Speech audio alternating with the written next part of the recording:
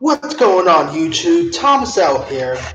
Well, August is pretty much over, so since I've seen lots of interesting films in August, I decided to do my top 10 favorite movies that I saw in August. Now, there's probably like other films that I've been wanting to see, but I haven't really had a chance to, like Never Gone Back. I kind of really still want to see.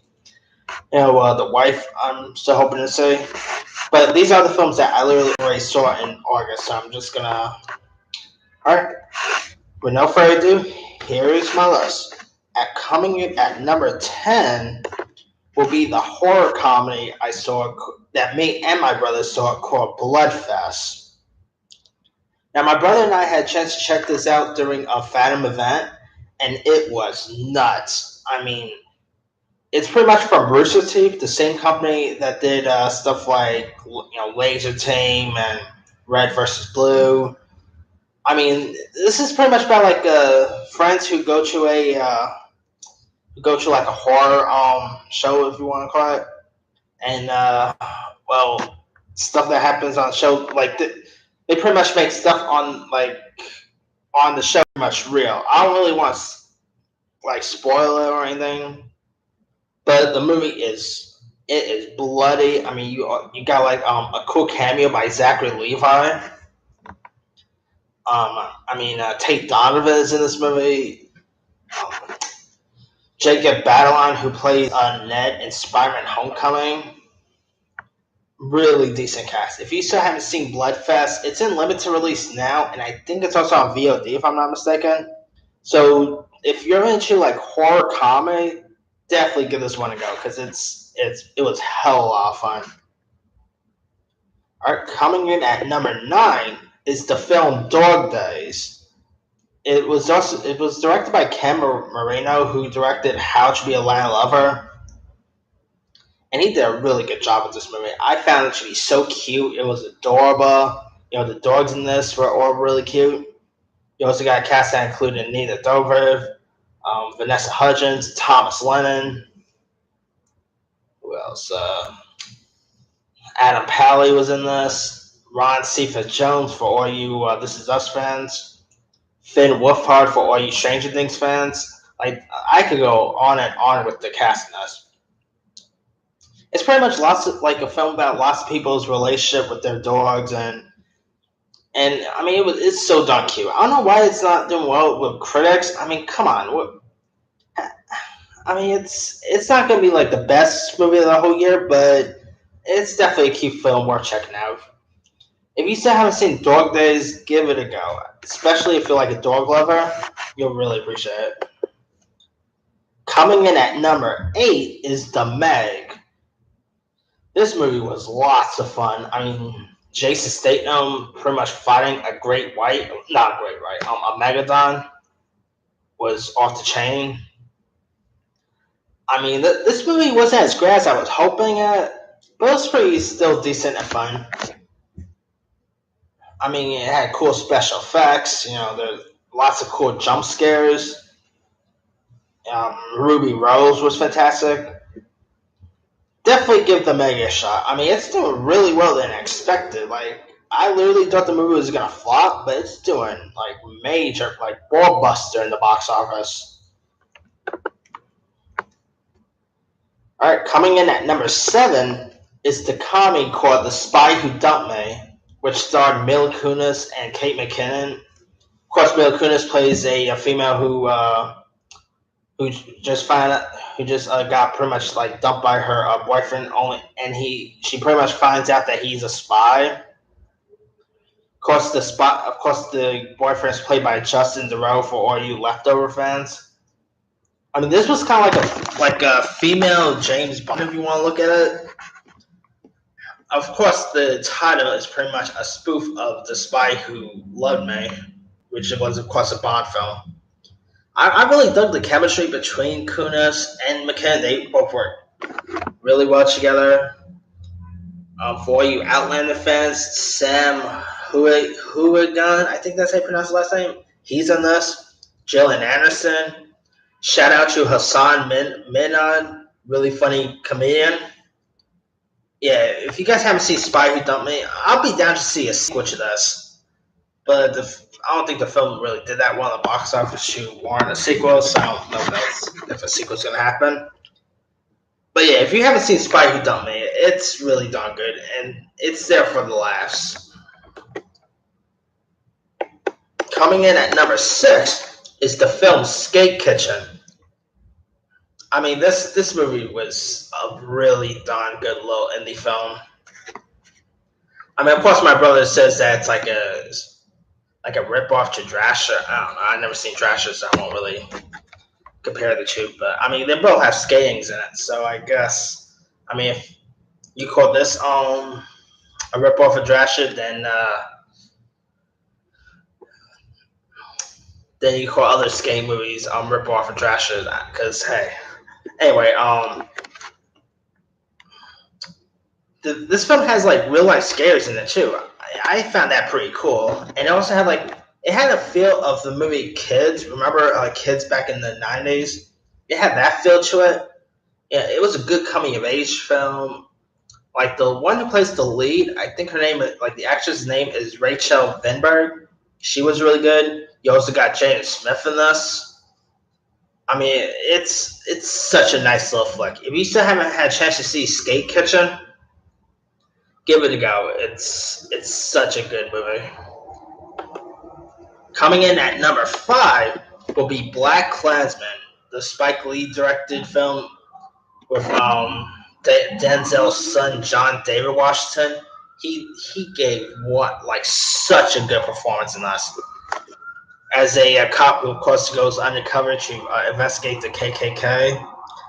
I mean, this movie is just it's done really well in the box office. Like I'm really glad it's still well because it's a good movie. You know, Washington was good. You got Adam Driver, you know, from Star Wars fame. He also had Topher Grace. It was cool seeing him in a role like that in a film like this. This is probably not Spike Lee's best film, in my opinion, but it's definitely a really good Spike Lee movie to watch. And it pretty much shows like what happened in the movie is still happening today, so that's kind of something. And really sad. Alright, coming in at number 4 is Searching, which of course is the film about a dad whose daughter goes missing.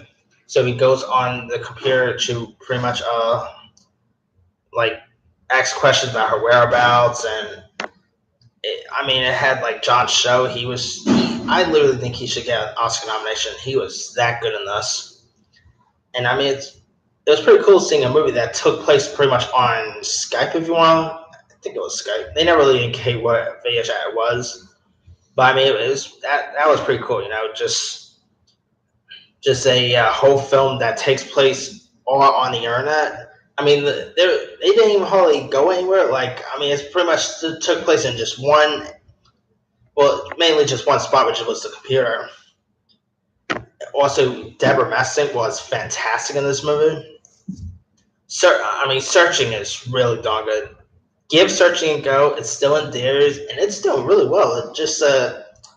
It's pretty much number 5 in the box office. I'm happy for it. It's such a good movie. All right, coming in at number 3 will be The Happy Time Murders. Of course, the R-rated comedy with Melissa McCarthy and a foul-mouthed puppet. This movie was hilarious. I mean, I really love this chemistry between Melissa McCarthy and Phil Phillips. I mean, Joe McHale was really good in this. I mean, this is definitely not your kid's Sesame Street. I mean, of course, if you guys see this movie, this is definitely not for the kiddies. Keep the kids at home. I mean, if you want to take the kids to see a movie, maybe wait till Smartfoot comes out, because this is definitely not for the kiddies. Trust me. I mean, it includes like puppet sex is in this. It has like puppets cursing, smoking. I mean. This is actually more like Eminem's music video, Ass Like That. Remember that music video by Eminem? Yeah, Ass Like That. It's more like that than it is Sesame Street. But yeah, I actually saw Happy Time Murders twice in theirs, and it's even better the second time around. Yeah, definitely give Happy Time Murders a go. Only if it's your type of movie. If it's not your type, then see something else. All right, number two would be Christopher Robin. This movie was a joy to watch. I mean, you have like Hugh McGregor as the Tyrell. I mean, the looks of Winnie the Pooh in the game all looked cool. I really like seeing Jim Cummings. Shout out to Jim Cummings, one of the coolest voice actors out there. Of course, he returned to voice Winnie the Pooh and Tigger. I mean, this movie is like it's so cute. It's really charming. This is definitely a film that we pretty much need in our society. So I'm so glad it got made. I'm also glad it's doing pretty well in the box office. It struggled the first week, but it's picking up steam and doing pretty decent. Maybe we'll get a sequel down the line because I'll be down to hang with these characters again. All right, coming in at my number one favorite movie of August. It's Crazy Rich Asians. Really, I was like, what? I was wondering if I should add Christopher Robin at number one or Crazy Rich Asians at. It really went down between Christopher Robin and Crazy Rich Asians for my number one spot, but I had to go with Crazy Rich Asians for number one. I mean, this is pretty much like the first big studio movie with like an all Asian cast, and this movie is so cute. It's so charming. Constance Wu from Fresh Off the Boat fame was fantastic here, and it's pretty much doing wallbuster in the box office. I mean, it's number one in the box office for I think 2 weeks in a row. I think 2 or 3 weeks. Yeah. Uh, oh yeah, 3 weeks in a row. I almost forgot when this movie came out, but I actually just saw it again in theirs, and it's even better the second time around. I mean, the cast is really cool. Um, definitely. I'm also interested in seeing like a follow up to this because I really want to hang with these characters again. But yeah, if you guys still haven't seen Crazy Rich Asians, give it a go. It's that good, and it makes me want to see Constance Wu and like lead more films down the line. Because I mean, she's so good in both this and Fresh Off the Boat. She's definitely a star to keep your eye out for. And Henry Golding, who played like Nick Young, he was also good in this. Shout out to Aquafina, she was a scene stealer. Ken Jeong stole some scenes. I kind of wish they did more with Ken Jeong because kind of found he was a little wasted in here. But other than that, this movie is just a delightful and enjoy to watch. All right, that's pretty much my list of the best movies of August. Let me run down the list. Number 10, Bloodfest. 9, Dog Days. 8, The Meg. 7, The Spy Who Dumped Me. 6, Skate Kitchen. 5, Black Klansman. 4, Searching. 3, The Happy Time Murders. 2, Christopher Robin. And number 1, Crazy Rich Asians. Now, I have a few honorable mentions I could have probably added.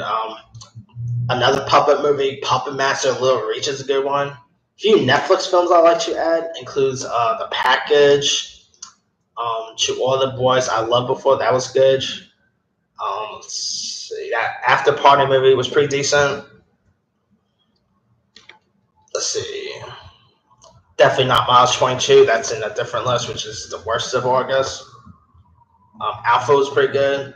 Just saw Operation Finale, that was pretty decent.